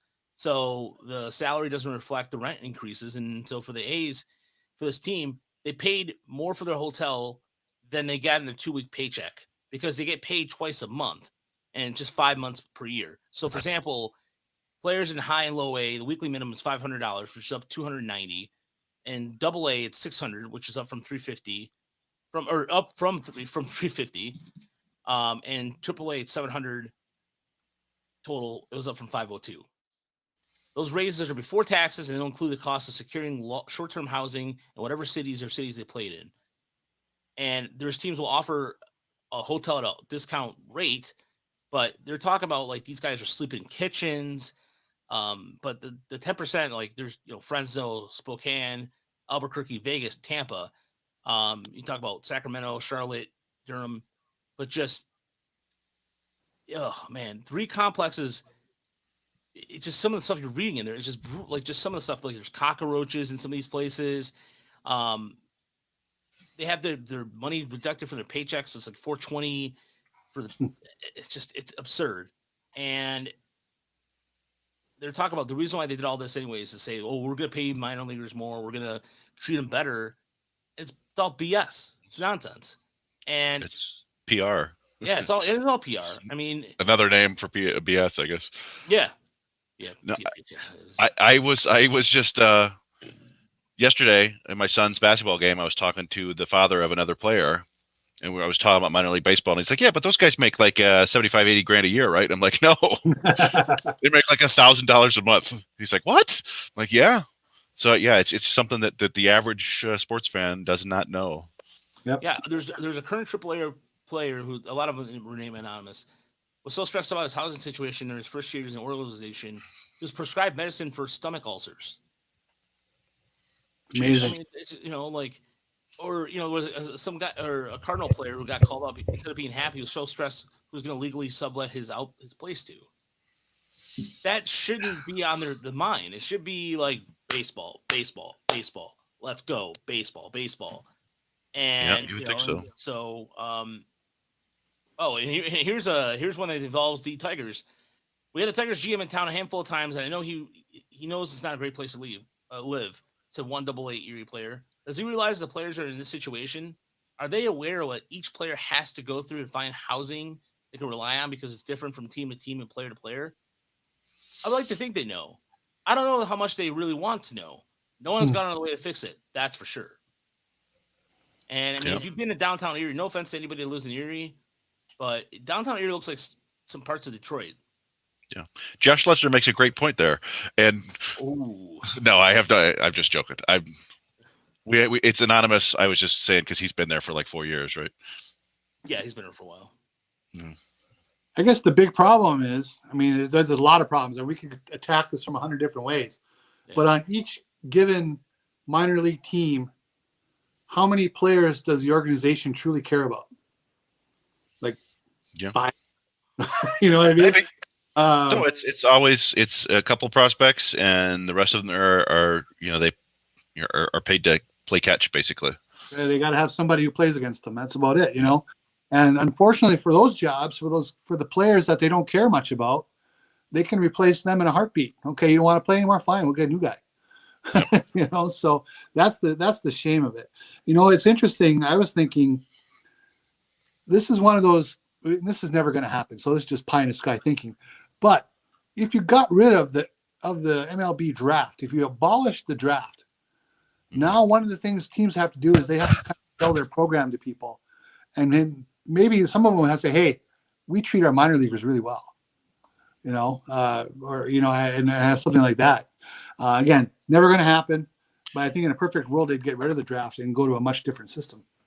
Maybe like something like you see in Premier League in soccer, where you see these schools, when they start off at 13, 12 years old, or 12, 13 years old, and they get built into something and they're part of the program, or even for example, in Cuba.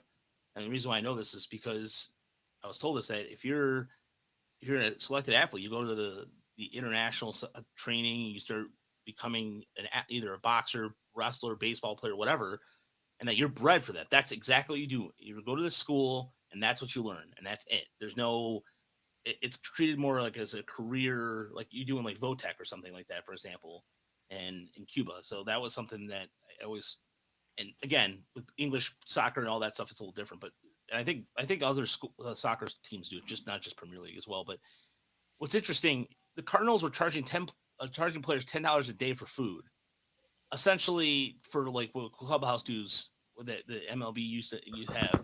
They stopped doing that once they found out in lower levels, because I mean, stipend's already $30, so you take away 10, so what?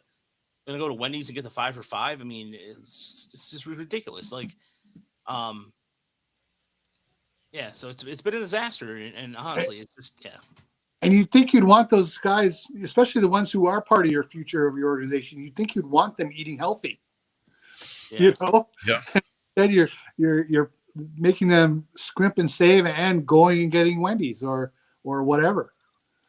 Yeah, I mean, it's almost to the point where I wonder if it's on purpose. If it's almost like they want it to be kind of a war of attrition. They want to see these guys who have the makeup and the drive to continue wanting to play baseball so badly that they'll live through these horrible conditions. That those are the guys that they think are going to be big leaguers. I would think they'd have better results, you know, feeding them properly, making sure they get adequate sleep and don't have to worry about their housing. But maybe this is what they actually want. I don't know. Well, here's a question. Spencer Torkelson, multi-million-dollar bonus. Mm-hmm. Lockering next to a guy who's making $1,000 a month and got a $2,000 bonus. What's that like? You know, what's that relationship like? When they're, like you said, some of those guys are living in squalor. I'm assuming Spencer Torkelson is not. You know, no, I would think not. Although I do think that they had their bonuses. He was like 10% last year, right? So I mean, not 10% of $8.5 million is still what, $800,000 or whatever. So he's doing fine. But no, I've always wondered about those salary dynamics. Like even in the big league clubhouse, when you got somebody making $30 million next to you and you're making the league minimum, but you're performing better. Like, how does that feel? It's got to be strange. Yeah. Yeah. You know, another part of the the article is really fascinating is that I didn't know this till the G League, the NBA G League pays. They have a union. Their minimum salary is $35,000, and their housing is covered.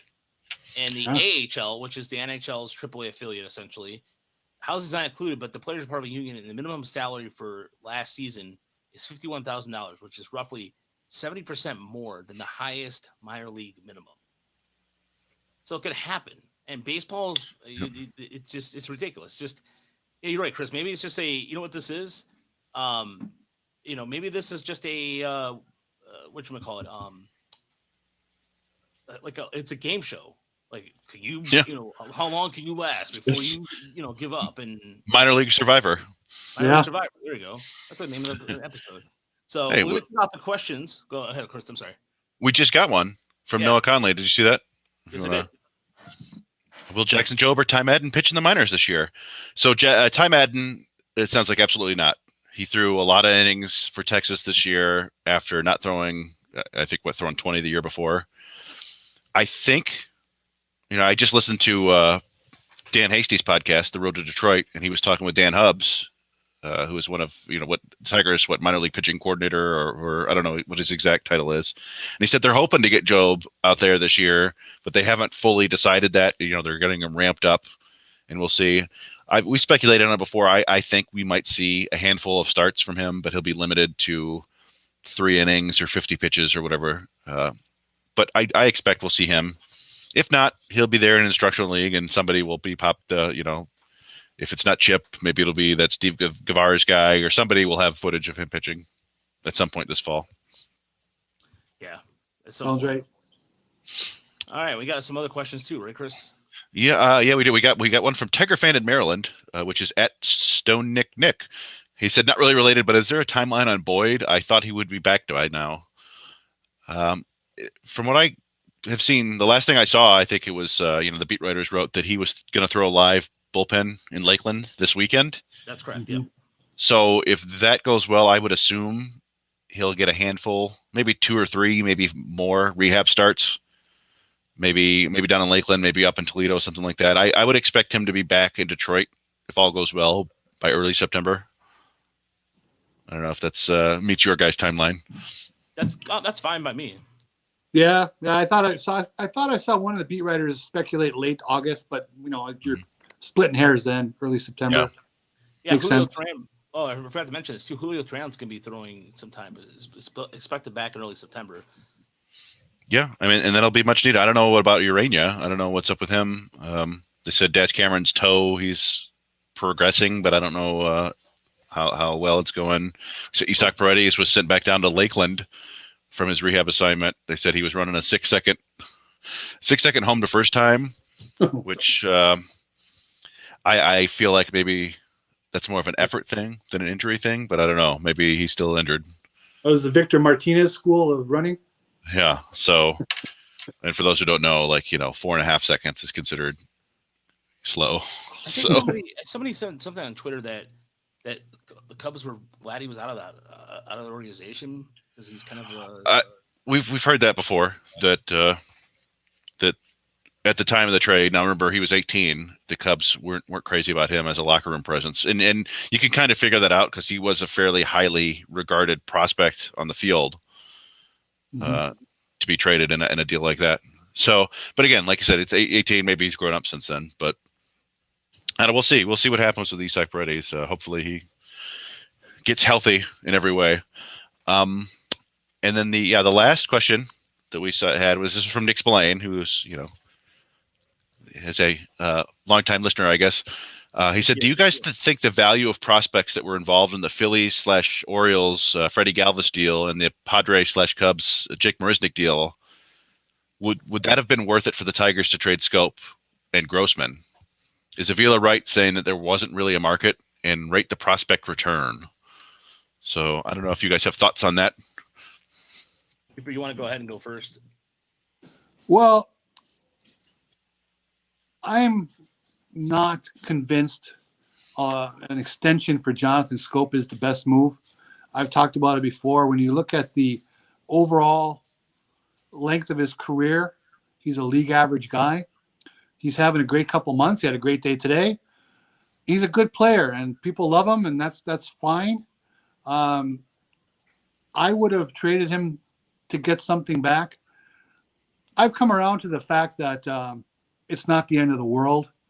It's not setting the organization back a year or anything like that, or even a month, But if I could have gotten a reliever, for instance, who has a live arm, and my scouts are telling me that, hey, you know what, we think there's more there than what you're currently seeing, I would do that.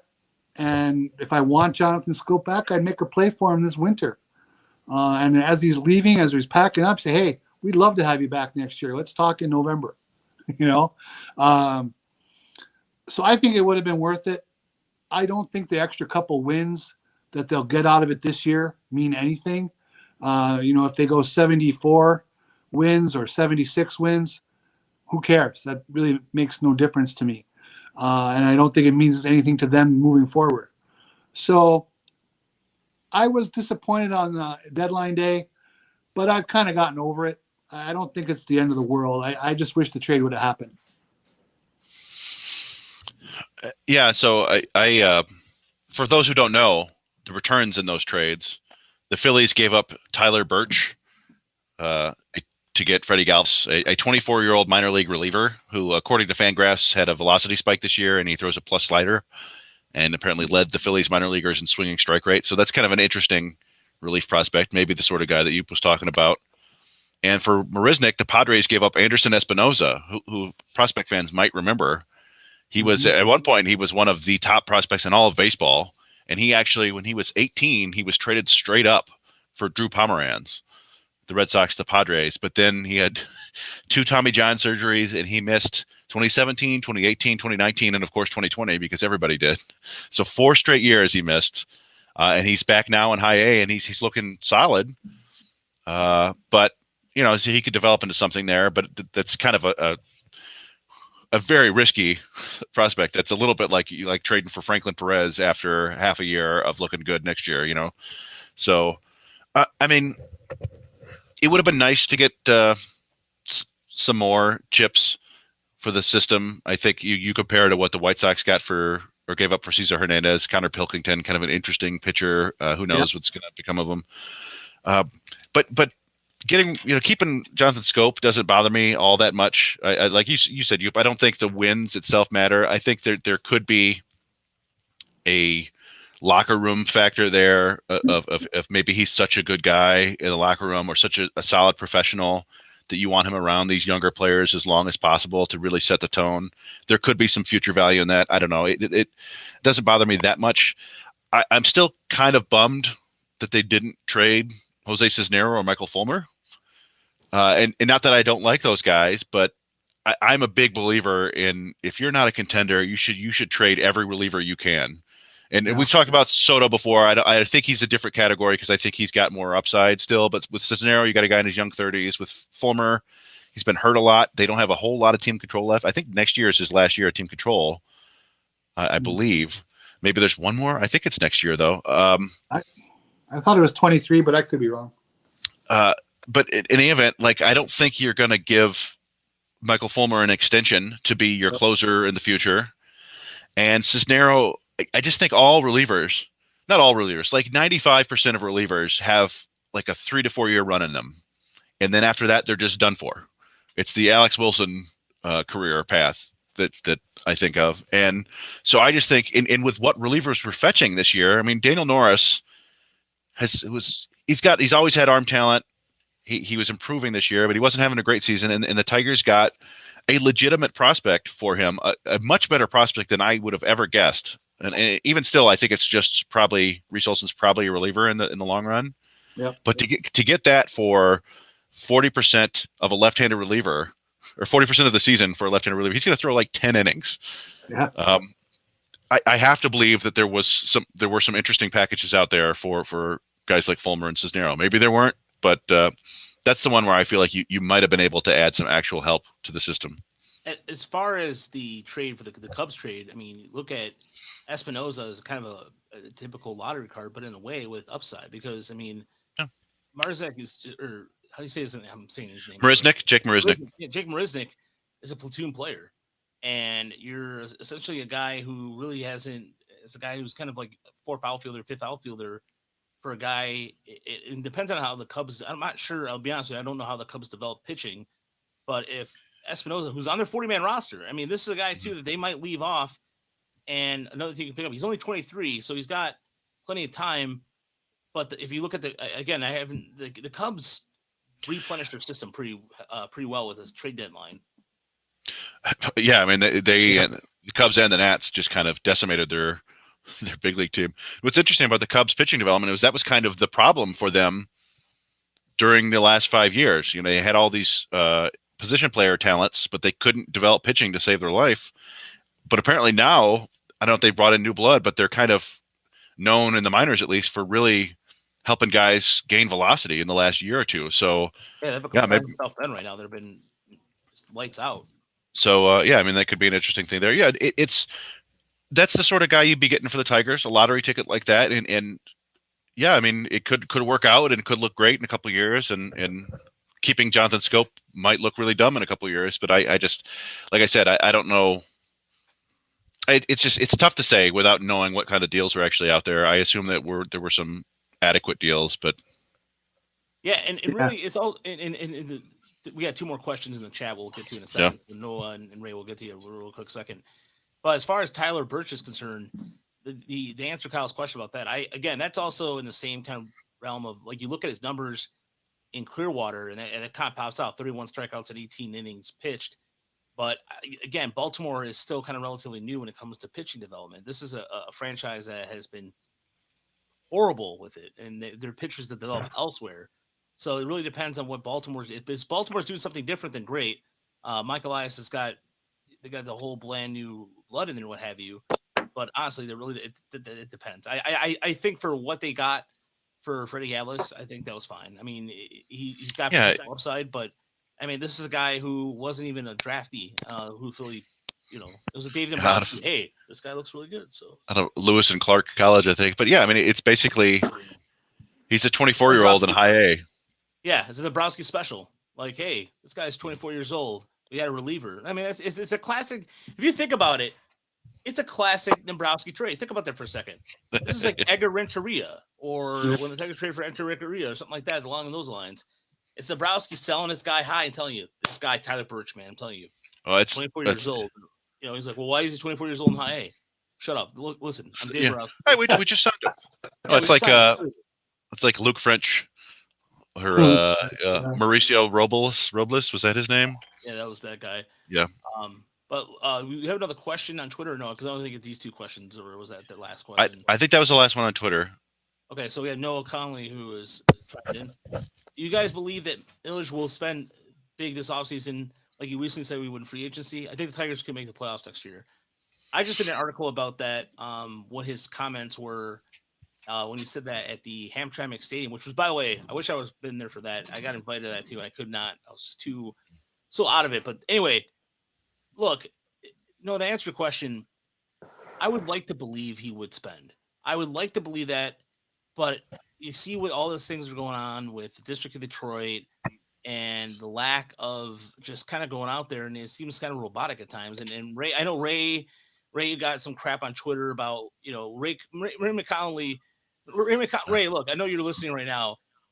God bless it, dude. I mean, you call out Chris McCoskey for basically trying to be a PR guy. And look, I'm not going to go into it because I don't want the PR department to come after me for something that look, I'm not going to BS everybody here. To be objectively speaking, Noah, I'll believe it when I see it. I would like them to believe. I would like them to spend. I would like that to happen. But it's not even that I'm cynical. It's just you look at the history. You can look at the history of even when the Tigers were forced to spend because they had no other choice before. When, the Pudges and everything, they have to spend because I hate to say this, and I'm not trying to be a dick, but Detroit's not a free agent destination. No one wants to go to the Midwest in the middle of the winter. You don't have to live here in the offseason. I get it. But people talk about that all the time. Even in the NHL now, where teams are getting better, like teams are staying on the West Coast, like, well, they grew up in Canada, so therefore they want to stay. No, if you can stay out in LA or Tampa or wherever, it's nice and warm, and Florida doesn't even have state tax, you're gonna do it. But I want to believe that. I want to believe that they're gonna have to. They have to look at the pitching depth across the organization. I keep saying this until I broke a record, but look at the lack of shortstop. Look at the lack of second baseman. And Ray, I think the answer to your other question is simply a case of Al Avila being gun shy about pulling the trigger on trades. Yes, I think it's also that. I think it is a combination of that a little bit as well. But just he's been burned so many times, and you got a couple trades out of it. But yeah, I'm surprised he didn't go after it like that. He wouldn't keep long. He blocked them. Ray's a good dude. Ray's a fantastic guy. So, I mean, to a certain extent, like when something like that happens, it's not a beat writer's job to necessarily say, hey, prove it. The beat writer is supposed to say, this is what he said. Yeah. Now, are they over enthusiastic by saying like, hey, look at this, they're going to spend? Maybe, but they're also trying to get clicks and stuff like that.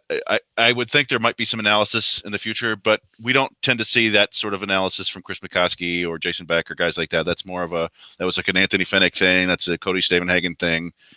Guys who just are more willing to kind of try to be critical through objectivity, if that makes sense. Like, hey, look at this. This is what they've spent in the last 5 years. What are they going to spend in the following year? And I guess it's hard to say, like, define spend big. I would be shocked if they spend anything more. I think $50 million is the upper limit that they might spend, which would give them like $130 million payroll next year. I think maybe 120. But I mean, that's big compared to what they've spent in the last couple of years. It's I don't think they've spent more than $20 million in any offseason. There's no question in my mind, given the state of the game with the revenue sharing and what goes on, they could double their payroll right now and never feel the pinch. They're not Yep. going to do that. I'm not predicting that, but they could. I have very few doubts about that. Now, his quote wasn't that we'll spend big; it said we'll be more aggressive. Which, Yeah. if you really want to get, dig into that a little bit and kind of narrow that down. What does more aggressive mean?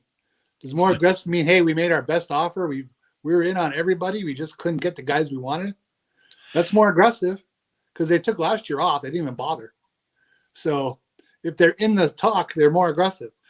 It's going to be about results, right? I mean, we need results. That's what we need to see. That's how they follow through on this. I would be shocked if they lay out a $200 million contract for any of those shortstops.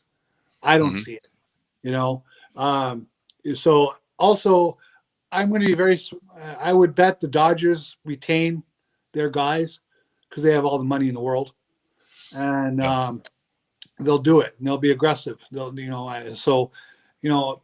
Is Seager going to make it to the market? I don't know. Well, with Turner now, with Turner now, they might let Seager go. He's been injured enough, but no, I wouldn't shock me if they keep everybody because they can, like you said. So sorry, continue. No, that's fine. I'm looking at a little down the pecking order. I mean, looking at Marcus Semien, who can still play shortstop now. He's playing second base, but he could play. He's been playing shortstop every 10 games or so. I think he would be a player who is coming off a 1-year contract. He could only get 1 year, $18 million. If those other shortstops go for a lot of money, there might not be that many other teams in play for a upper middle class shortstop, and if they could get him at, say, $140 million or $130 million for 7 years or whatever, that to me smells like the kind of move at the top end we could see. A Marcus Semien. I doubt they're in for Carlos Correa. They're not going to give him $250 million. I just don't see it.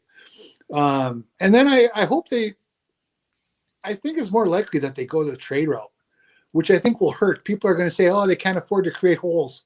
They're not deep enough. But I think that's where I would look at a guy like I was writing about the other day, Ketel Marte from Arizona, and see if Arizona wants more depth and if they want to, really pull the trigger on a deep rebuild. A guy like that who you could stick up the middle with Semien, and now you got two really quality players in the middle of the field. That's what I hope to see. I'm keeping my expectations in check though for this winter. Yeah, and I was looking at. I didn't see Chris Ilitch's full comments, but I kept seeing this quote. Undoubtedly, that could happen this winter. Undoubtedly, that could happen. So that's what we like. I think that's what Tigers fans are jumping on and saying, hey, they're going to spend. Undoubtedly, that could happen. I could see them spending a little bit this year and saying, hey, we're not quite ready. Green and Torkelson aren't going to be ready next year. We're another year away. Maybe they spend a little bit for another 2-year Robbie Grossman type deal. But I do think that they are interested in going out and getting a shortstop. Which one? How good? Is it going to be Andrelton Simmons? Is it going to be Jose Iglesias? Is it going to be, who knows? Brandon but Crawford. Yeah, Brandon Crawford, I could see for English, sure. motherfucker, do you speak it? That's how the way you said that, Chris. That just reminded me of is that proper? Undoubtedly, English? Yeah. Say what again? Yeah. But anyway. It's going to be a very interesting winter. I hope it's entertaining for us. It'd be great if he opens up the pocketbook. If they shock us and get Carlos Correa, that would be really something. I mean, that would be a turning point for the organization, and that's an understatement. But I think there's too many built-in excuses around COVID and attendance and everything that I just don't see I just don't see him having the courage to go that route. I did a piece today suggesting Marcus Stroman, and I thought that was something out of the box for my thinking in the sense of Tiger fans, because people, something that Justin Spiro Avenue, Justin Spiro on his show. He had Tony Paul on last week, or was it early this week or last week? But he said something that struck a chord with me, and it makes a lot of sense. It could be the sense that they just go ahead and go, here's Justin Verlander coming back home. Yeah. He is the golden boy. He's going to come back and everything's going to be fine. And they sign another guy, and that's it. And that is my worry. And Justin, and I think Tony Paul said that, and I thought that was spot on, because that could be a scenario. I don't want it to be the scenario. I like them to go get somebody like Chris Taylor, who is this great super utility Superman guy that can go around and play any position. I like that because he fits into what AJ Hinch has in mind. Chris Taylor's a guy who's a utility player who actually can hit and get on base. I mean, the Tigers have all these utility guys. I mean, Harold Castro, you know what, Harold, I would say plays a lot of role. And Ray makes a good point too. The labor deal does play a significant part of it. Ray, an excellent point, Ray, because they might not even be baseball. I mean, you have elements of collusion from in the 80s again in here. There's a lot of shady practices. I mean, it just did for the ugly what happened with the minor leagues. There's some really, really shady crap going on. And you saw that they're trying to cut back on, like, the Cubs. The Cubs dismantling. This is a team that is, like, in terms of like sales for merch and everything, they're like top 3. They're always in the top. They have this. I know the TV structure has changed a little bit, but there is no reason for them to cut salary like they did. It's the Cubs. Yeah. It's not the Tigers. Chicago is a big media market. I mean, they have one of the best media. I mean, in terms of like even the surrounding area codes, or excuse me, zip codes, in terms of like people who they live affluent. Chicago is a pretty affluent area. The surrounding area of Chicago, not Chicago proper. But you get saying like Lakeshore, those kind of things. And you're gonna tell me that if the Cubs are doing this and the Tigers are in the Rust Belt, and you see what's going on with Cleveland right now, and Cleveland's got that sweet deal they got where they're going to be saving even more money. They're like, these billionaires are crying poverty, and it's ridiculous. And you think that I'd love for them to get Carlos Correa. I get, you give the fans hope, but LA can just simply go, you know what? No, they signed Cole Hamels. They signed Cole Hamels. Do they need Cole Hamels? No. They might, but you're like, oh, never know. You can sit around the clubhouse and be Cole Hamels and have your hair. That's cool. Like, he's a California kid, I think. Yeah, he is a California kid. No, I mean that's these other places are going to have the attraction of being LA. I mean, who wouldn't want to go play in Los Angeles with the best collection of talent in the country? But the idea, I don't think Justin Verlander would come to Detroit if it's just him and some minor deal. Like, I think if they really want Verlander to come, they're going to have to spend. And I think the Verlander thing is just kind of a pipe dream. I don't think he's ready to do the farewell tour yet. I think he's got one more like 3-year contract in him before he comes back to Detroit. But that's I don't know. That's just my thinking. Yeah, Huber, what were you gonna say?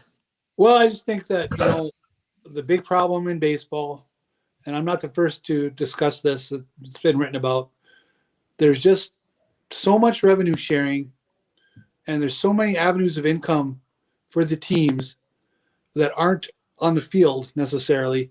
It's so easy now to just not spend and still break even or make money or not lose a ton of money. Back in the old days, teams had to compete. You had to win. You had to try to get better. You had to sell hope, immediate hope, in order to get box office and that kind of thing. You don't have to do that anymore. There's so much TV money being shared and local revenues that get shared, and the online sales stuff that the BAM tech, that kind of thing, all that revenue that got shared. It's just so easy for so many owners now to keep cashing those checks and not necessarily reinvested in the field. You see that all over the league, and hopefully Yelich is not going to really go down that road, and he follows through on more aggressive. Yeah, and to what Ray was saying, I think the main thing owners want out of the next CBA is expanded playoffs. So if they get the expanded playoffs, maybe the 2021 Tigers make the playoffs anyway. Playing 500 or sub 500 ball. So maybe they don't have to spend money. Which is sad. Yeah. I think. But that's the main thing that they want. The players, they supposedly want better deals for what do you call it, service time. But yeah, I don't know. We'll see what becomes of that. But there could be a lot that changes by next year. Yeah, I rather the Tigers make a bunch of signings, that are like 3 or 4 or 5 different signings that are smart signings. That's it. I mean, it's all anybody can ask for, and then just make it that effective, and just go from there. If they can get a high impact guy, that'd be great. But again, I don't understand the nostalgia factor for Justin Verlander makes a lot of sense. But Chris, I mean, I think you might be onto something about that too. I mean, if he can go somewhere else, I mean, he's hinted around it. Yeah, but I still think he's going to get $15-20 million, provided he looks good. I assume he's going to do showcases or whatever. But it's just it's way too risky for the Tigers. I think Stroman is a much better prospect because he's younger and he's not coming off Tommy John surgery. I mean, there just is not enough track record for guys Verlander's age coming off that surgery and succeeding. It's a huge risk. Yeah, for sure. But I'm not sure what's going on with Patrick, but we might have to reschedule that interview with him because it's almost going on 2 hours here, and yeah, it is getting a little late. So, but at any rate, I just want to thank everybody who hung around this evening and answered questions, asked questions. It was really fun. And this podcast will probably split in 2. Then thanks again. That was a really good pull there, Uper, on getting Nate there to come up and talk. Nick. Yeah. Nic Like I said, Mishler, Des Moines Area Community College head coach. Great guy. It was a lot of fun. It was a lot of fun. And I have a feeling that we're going to bring him back. Mechanic. He's going to be our baseball mechanic guy. And just for fun, I can't tell you how many times I've heard somebody say like, "Hey, look out for this guy later in the draft." The Tigers were at his game, and every other time it hasn't happened, but this time it did happen. You told us like a couple weeks before the draft, like, "Hey, this Austin."